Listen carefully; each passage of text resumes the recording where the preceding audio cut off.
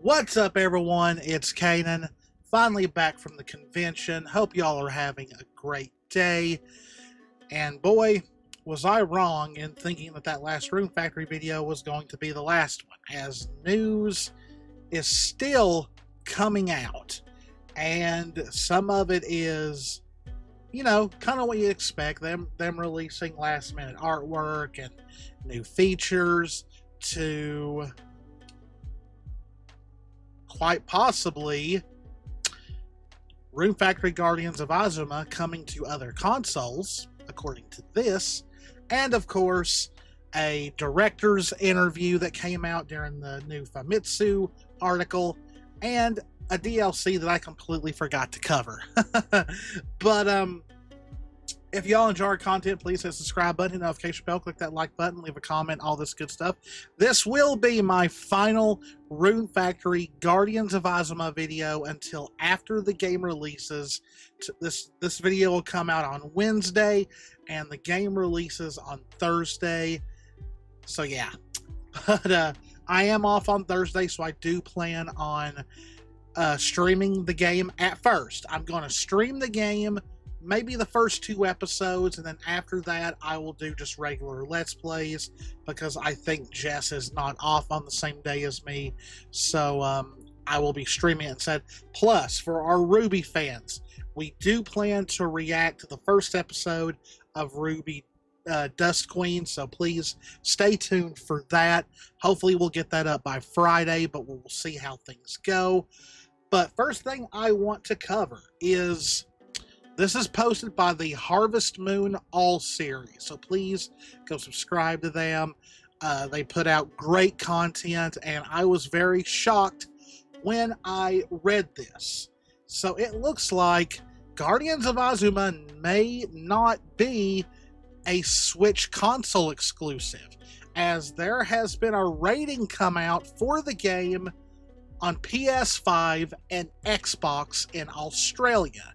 Now, of course, this could be just a placeholder thing that Marvelous is putting in. It may not come out to be anything at all. It might be an Australian exclusive thing, which the PS5 and Xbox, I believe, is not region locked. So if you could get a hold of a PS5 or Xbox version from Australia, it'll play just fine. I believe the consoles now are not region locked. But I always wondered, ever since Guardians of Azuma was first announced as Project Dragon, why it was only on the Switch and PC. Kind of like, really, why I always wondered why they did not re-release Rune Factory 5 on the PS5 at least. Because Rune Factory being Rune Factory, I have a feeling it would probably sell better on a Sony system instead of an Xbox system. But, I mean, they could release them on the Xbox as well. The PS4 versions of Friends of Mineral Town, Pioneers of Olive Town, and A Wonderful Life, I don't know if they released on Xbox. Because they did release on the PlayStation 4 and PS5 for A Wonderful Life, but I don't know. Rune Factory's been kind of weird. The only one they released on the PlayStation was the PS4 version of Rune Factory 4 Special, but they've not done any of the others. Personally, I play 4 on the PC because I can mod it, and I'm thinking if it goes on sale, I'll get Rune Factory 3 Special so I can mod it as well. But let's get into this. Originally promoted as a launch title for Nintendo's new Switch 2 console, Rune Factory Guardians of Azuma has been expected to remain exclusive to the Switch and PC via Steam. However, it seems there may be a surprising twist. This Rune Factory spinoff might be heading to other next-gen consoles like PlayStation 5 and Xbox Series X/S. This news comes via Australia's official classification board, which recently issued a PG parental guidance rating for the game, recommending it for players aged 15 and up. The rating cites mild fantasy themes, violence, coarse language, and in-game purchases. but the most intriguing detail is the list of supported platforms mentioned in the classification. Not just Nintendo Switch, but also PlayStation 5 and Xbox Series X and S are listed. This discovery has sparked speculation that Marvelous is at least preparing or seriously considering a multi-platform release. Another surprising detail revealed by the document is that the primary developer behind Guardians of Azuma is not Hakama Inc., as many as expected, but First Studio, an internal division of Marvelous known for titles like Daemon X Machina, Fate/Extella, and God Eater 3. This could explain why Hakama Inc. has been relatively absent from the game's promotional materials or development credits. Given that Rune Factory 6 was announced alongside Guardians of Azuma a few years ago, it's likely that Hakama is now fully focused on delivering the next mainline entry in the series, that being Rune Factory 6. So what do you think? Are you convinced that Guardians of Azuma will really set foot on PS5 and Xbox?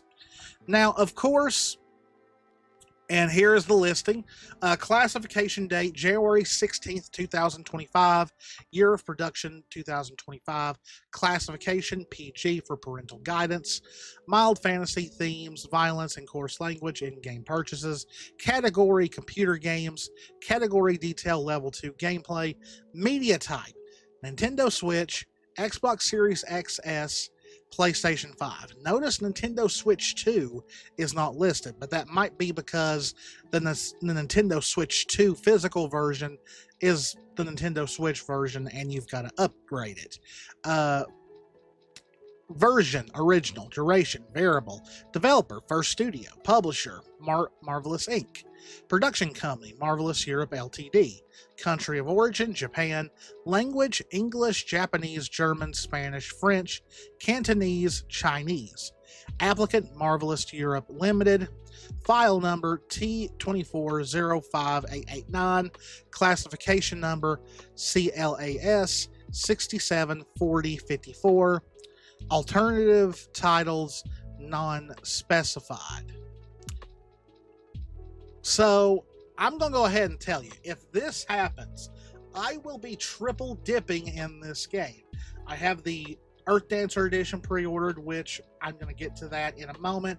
I'm going to have to get the game digitally on the day of release, more than likely on Switch. That way, when my limited edition arrives, I can just continue from my previous save, which would be problematic if I was playing the Steam version. And if it does indeed release on PlayStation 5, I will be getting the PlayStation 5 version.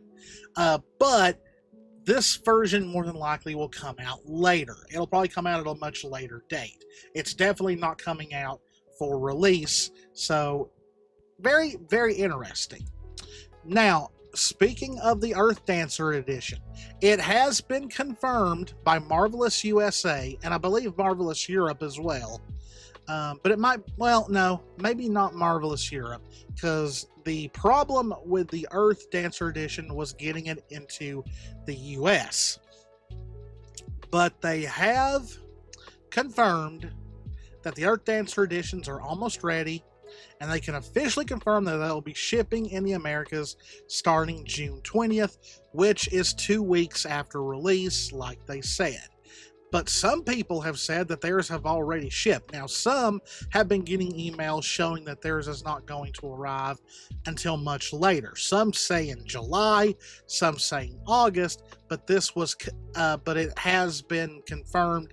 I believe that it was Canadian customers who were getting those emails. From what I saw, it was all on Reddit, and I believe that the Reddit posts did confirm that they lived in Canada.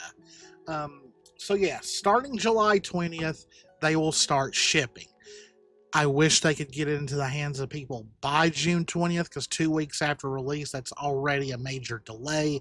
But hey, I'm not going to rush them. I'm going to be able to play the game on day one.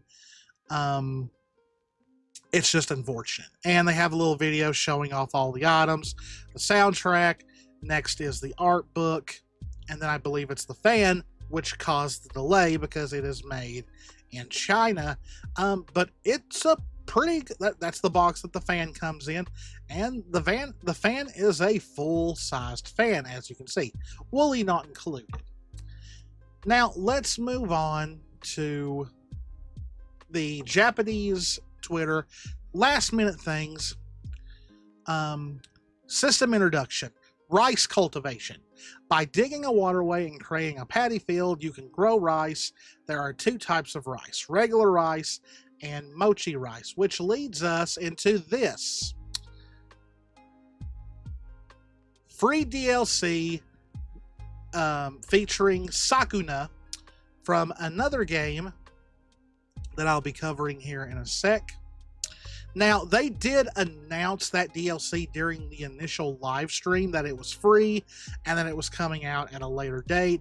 Sadly, I completely forgot about it in my DLC video, but I'm kind of glad I did because I've got a little extra for that. Here we got an illustration of Clarice, Balin and Hound from the Tagi Sagmberg. It's pretty much the group of characters that will be at odds with the Earth Dancers, though we know Clarice eventually changes sides and is a marriage candidate, so I don't know if the other two will remain as villains, but we know their names are Balin, which is the man with the glasses, and Hound is this character here. And as I said, Clarice is a marriage candidate, so that at least tells us she will switch sides eventually. Then, of course, once again, system introduction festivals. We kind of already went over this. Each village holds festivals at specific times. You can check the festival dates on the calendar. Enjoy the festival with the residents. You might even be able to see some special reactions that you don't normally get to see. And, of course, like I said, I love seeing Kaguya in this kimono. It's a really cute look for her. The rest is just stuff we've already went over. They're focusing on the bow in this and other things, but it's weapons. Once again, one-handed sword, two-handed sword, bow, talisman, their dual swords, fan, all that.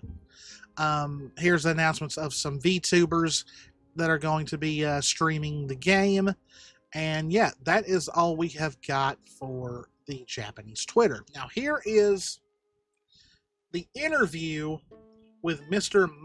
Mahikawa, which is the director of the game, even though it says film. But please remember, this is translated. It's not going to be 100% accurate. So I'm going to go over this. It's a pretty lengthy interview, so I will try and summarize it as best I can. But could you tell us about your involvement with the series so far? He first got involved in the remake of Rune Factory 4, which is Rune Factory 4 Special. I was in charge of managing the production progress of this work as an assistant producer. Around the same time that I released the game, I was a little involved in the launch of Rune Factory 5. And after that, he went into the work for Guardians of Azuma. Did you see the whole thing as a director in a way that takes over the kind of work in this game? I don't know why it says film. For Rune Factory 5, I contributed ideas and participated in the production support. After that, I created my latest work, which is Guardians of Azuma, from the proposal stage and have been involved in it from its launch to the present. This time, the setting is not the West Country, but the East. Did you have this idea from the beginning? Actually, the idea of going to the Eastern Country was decided from the beginning. This was an order from the general producer. I'm not going to be able to pronounce these Japanese names. To go with Harmony next. There are two main reasons why we chose the Japanese style, and the first was that we have released Japanese style content such as Tadashi Karuma and which have been well received by users. That's why we decided to go for a more Japanese theme. And the other thing is that we were making Rune Factory 6, the latest number title that was already been announced and is in development in parallel to this title. We thought that we needed to make some kind of leap forward as a title. Even though Rune Factory 5 went from a 2D look to 3D from Rune Factory 4, it was a semi-porting of the previous game systems, so the impression of the game experience didn't change that much. In that case, I was concerned that if I continued from Rune Factory 5 to Rune Factory 6, the game would probably have the same impression, which is not good. A lot of people felt like Rune Factory 5 did not create anything new for the series. So it's pretty much from what I understand. He went into this hoping that this game would help grow the series, including Rune Factory 6.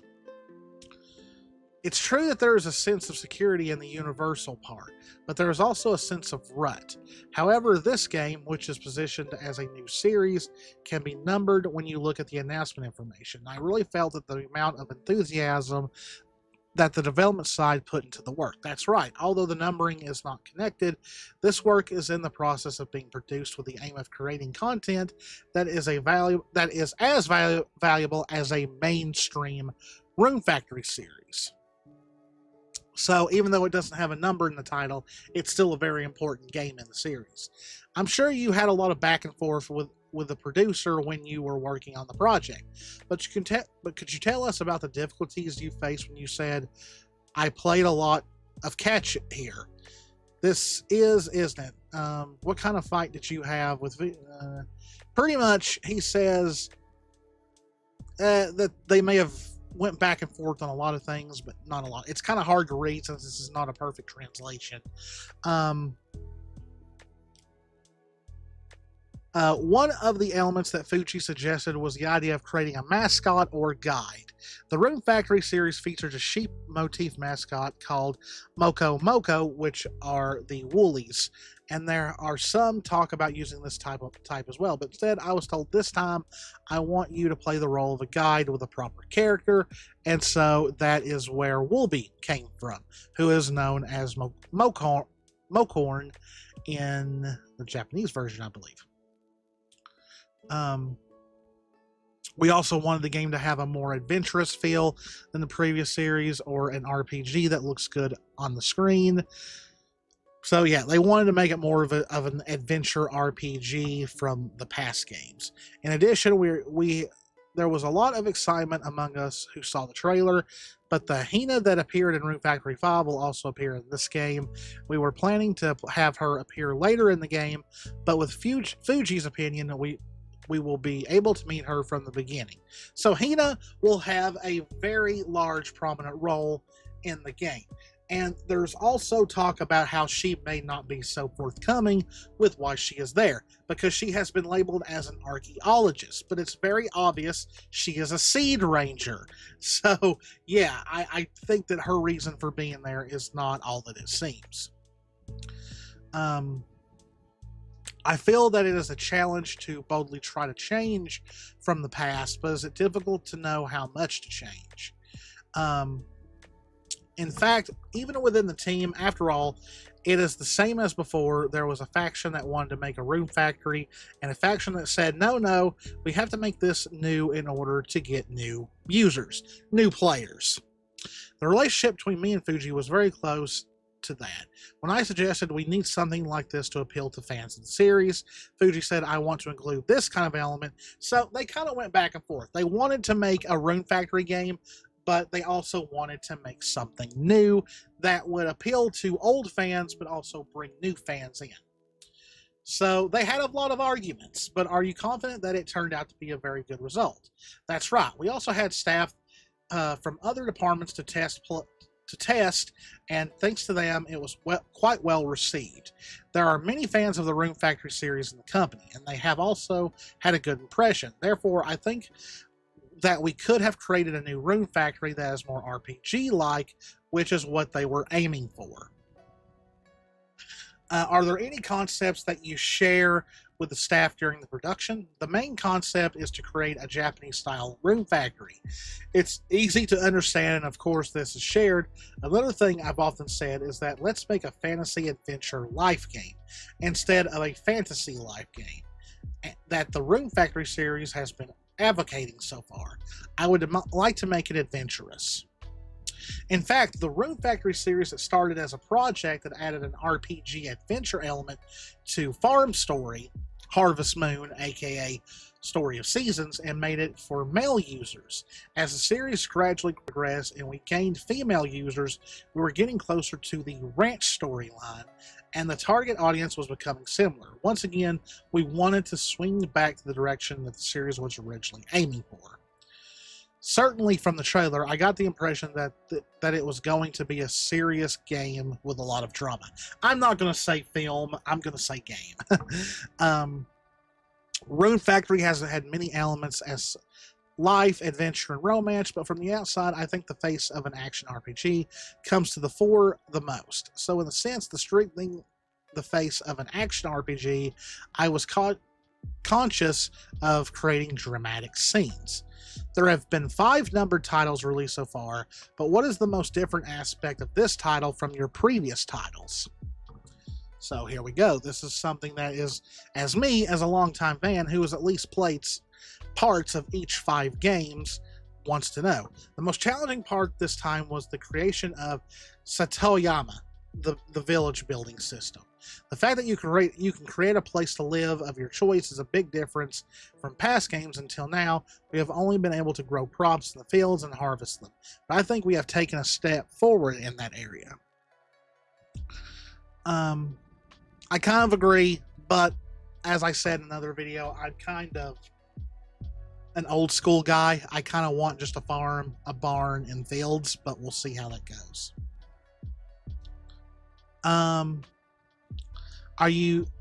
really feel that you are conscious of the 3D model expression that is currently in use. Thank you very much. Recently, VTubers and the like have become character models like this kind of expression.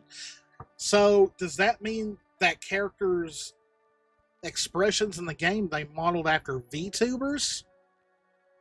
VTubers are going to take over the world, man. I'm telling you right now.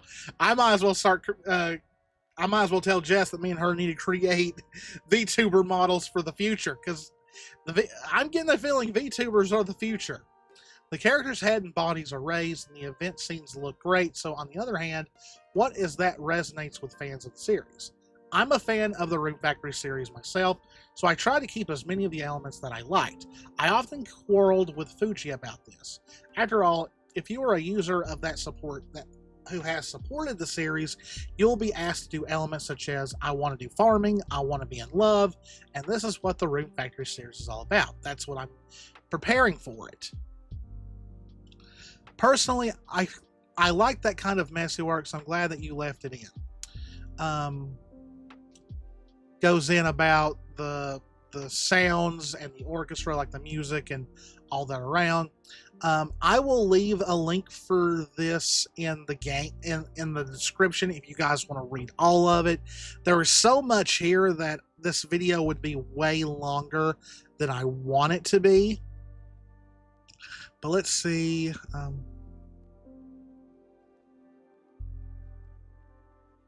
Here's one thing I'm interested in. By the way, you mentioned earlier that Hina from Rune Factory 5 will appear, but will there be any connections to past series? That's right. For example, Maro, who comes to the eastern country with Hina, is a character who comes from the region of the continent of Adonia, which appears in the numbered titles. The airship he's riding is also a remodeled version of the one that appeared in Rune Factory 4. More about the floral accents are available for all characters. Pretty much they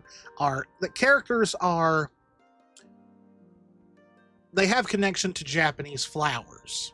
Each character does.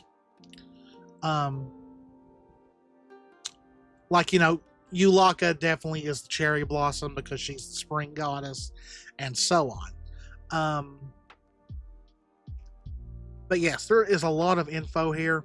Like I said, if this was just a video covering the interview, I would go over all of this, but this is a video covering many things, and I don't want to just sit here and regurgitate all of this. But like I said, I will leave a link of the interview. You will have to translate it if you cannot read Japanese. But yeah, they're focusing a lot on Hina in this. Hina is a character who appeared in Rune Factory 5.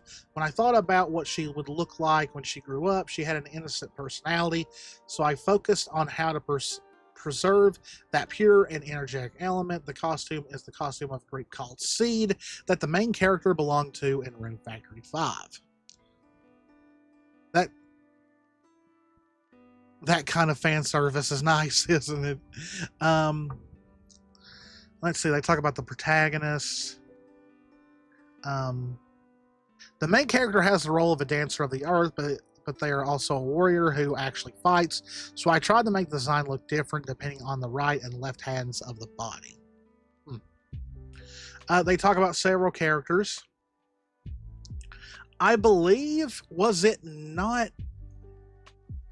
I'll talk about that when I actually play the game. But I believe there was a thing about Maro that came out that he is actually related to. Oh man, I'm having a blank. There's a family that is in each game, and apparently he is from it. There's Aroa, Arasami,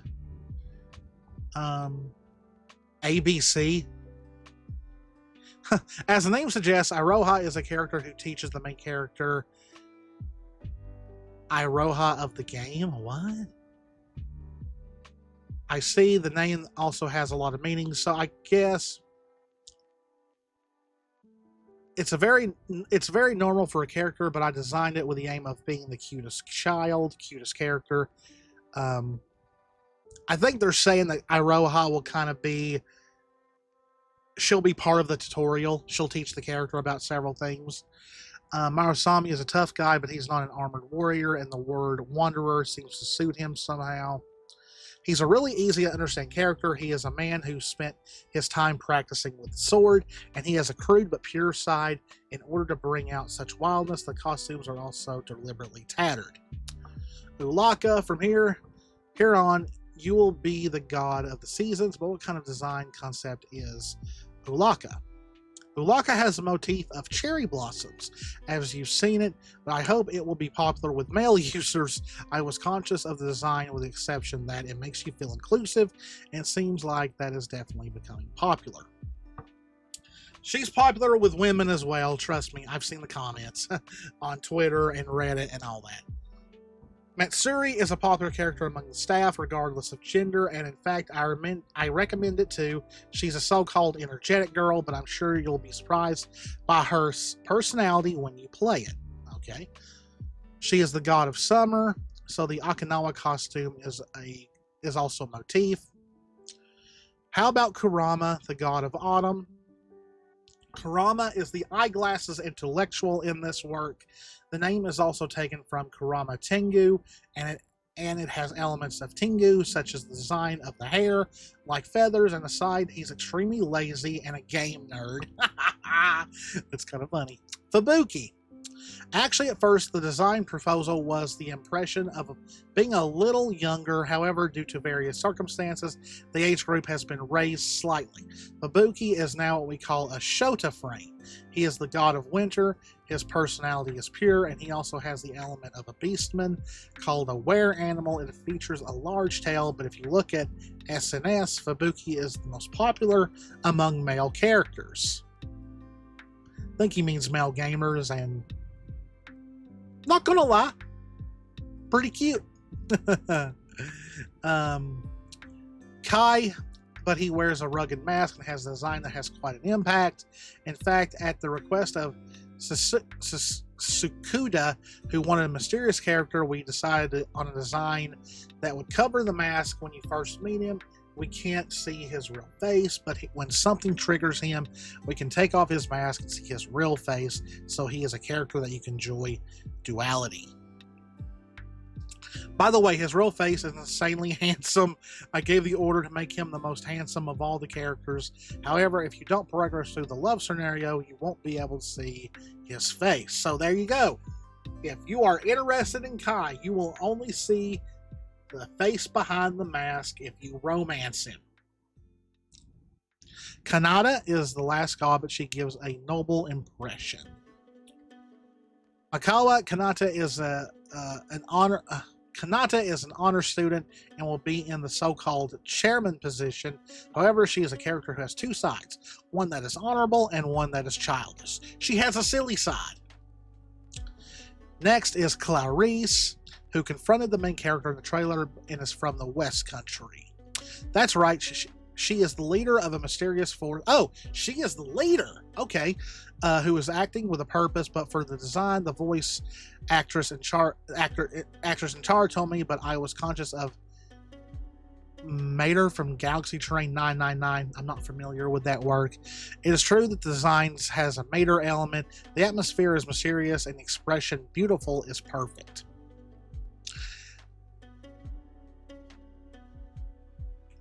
Kairuga, I'm actually very interested in. I will definitely play as Subaru to romance him because he's cute. Ikura is in position of an Onimoji. However, when you hear the word, most people think of Harukai Abe, but if anything, he is more of a Yasunori Kato who appears in the movie Imperial City Wars.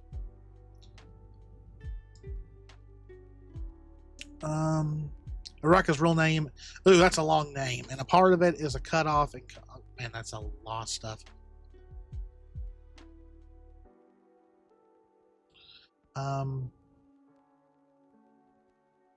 Let us know if any of the characters you introduced had a hard time designing. After all, the hardest part was the main characters of Subaru and Kaguya. I really did a lot of retakes, not even 2 or 3 turns. This time I was aiming for a cool route that would well combine the dualities of Dance of the Earth and a warrior, and still fit the image of this game. However, the cuteness of the main character of the series was inevitably included, and the initial design gave a blurry impression. I had to redraw many times into a shape that pushes out that coolness. Is it true that the main character has the strength to lead the story? I think that the storyline of the series so far has been quite a lot of the type where the main character gets caught up in a situation. However, in this work, the drama revolves around the main character. So in that sense, I was conscious of a slightly stronger character. The characters that were announced this time are the ones who are the love interest, but will there be more other characters beside them? And which, yes, we know that.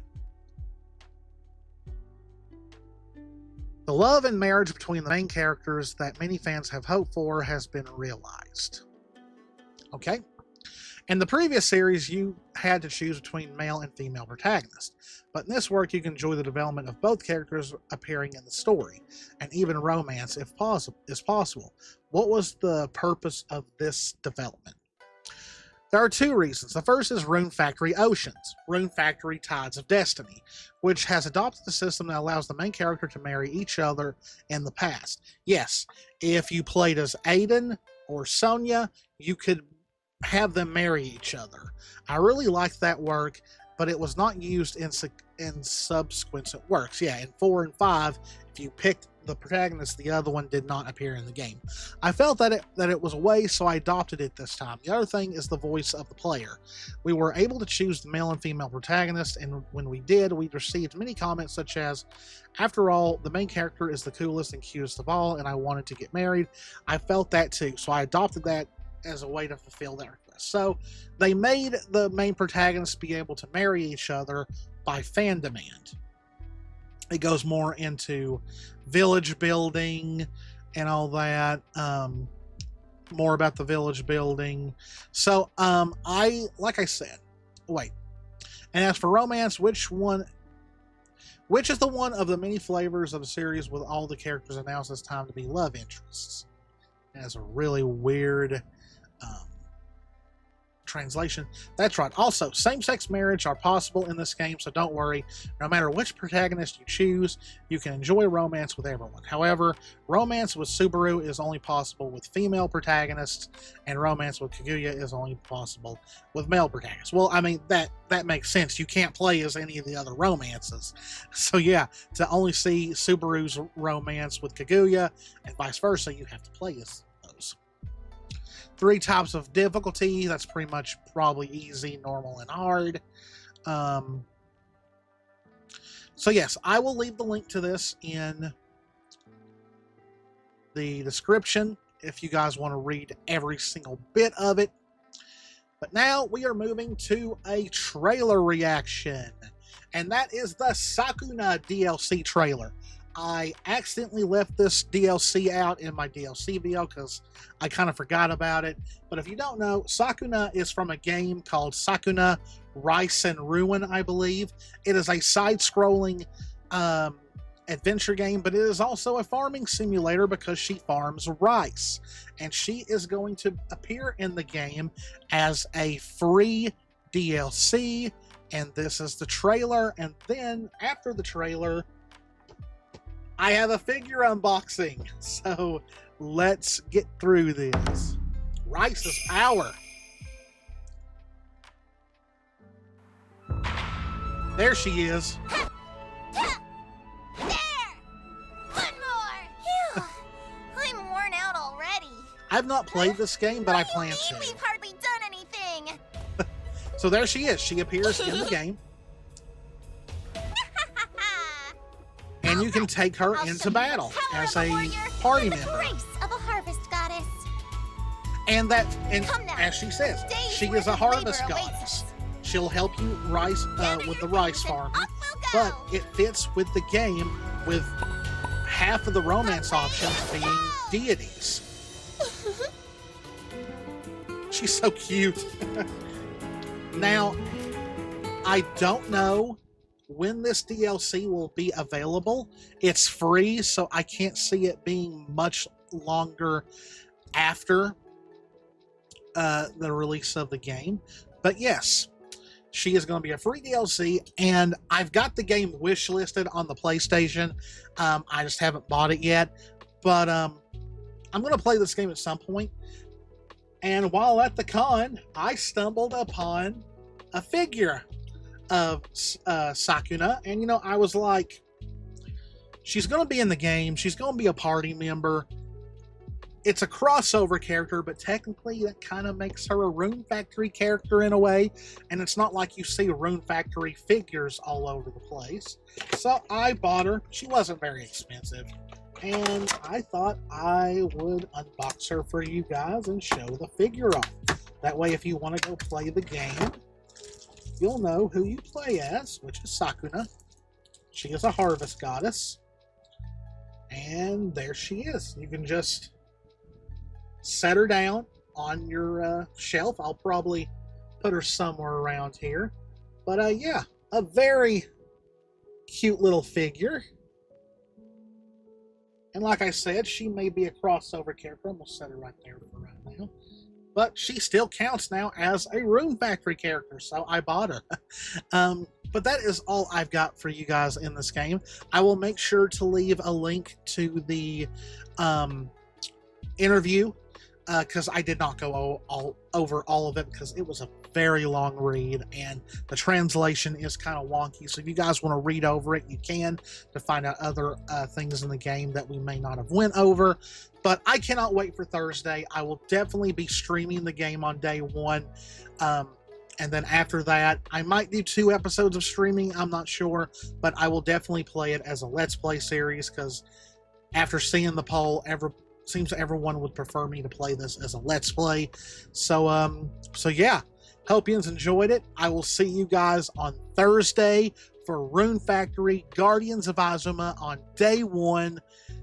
As always, guys, if you enjoyed our content, please hit the subscribe button, hit the notification bell, click that like button, leave a comment. As always, this is Cannan.